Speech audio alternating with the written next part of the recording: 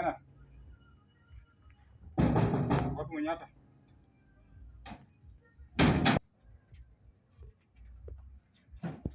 Toka choo bwana.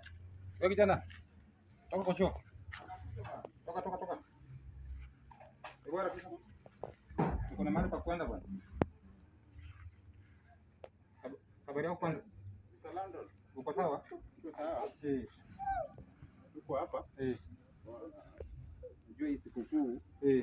Mambo na sherehe sasa tumepumzika tu. Na nimepata complaint jana ulileta watu hapa wakapiga sherehe sana wakapigia watu kelele na kuna watoto.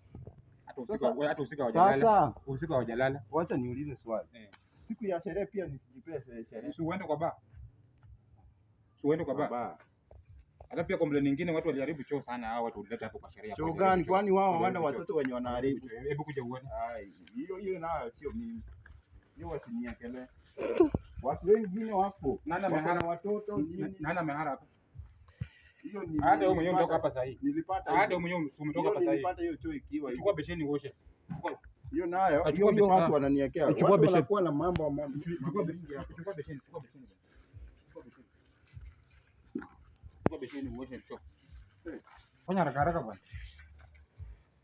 Sasa nani alikwambia hiyo mambo yote? Kwanza uko na deni kubwa sana nilikuwa hata nimekuja kuanza na mambo ya deni yangu. Kwani watu wanafuatilia maisha yangu kwa nini?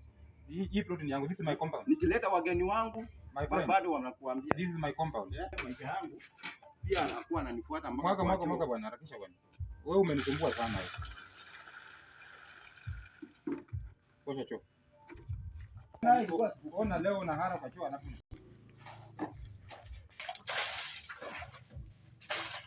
next time nakuonya. Lakini ambia huyo mwenye anafuatilia maisha anakuambia kila kitu. Nakuonya. Next time. Sasa leta sherehe kwa plot yangu. Sasa nikiama atakuwa anafuatilia nani? Wewe ulikuwa na permit ya kufanya sherehe hapa? Sikuwa nayo. Lakini hao ni wageni, Ungeenda ba. Hiyo sio sherehe. Hata mimi niko na plot lakini wanga naenda kunywa ba. Nani alikwambia tulikuwa tunakunywa? Mimi niko na watu wa kuniambia. Fanya hivi. Na ile deni yangu? Deni nitakulipa tu. Na ile deni yangu? Deni nitakulipa. Sawa.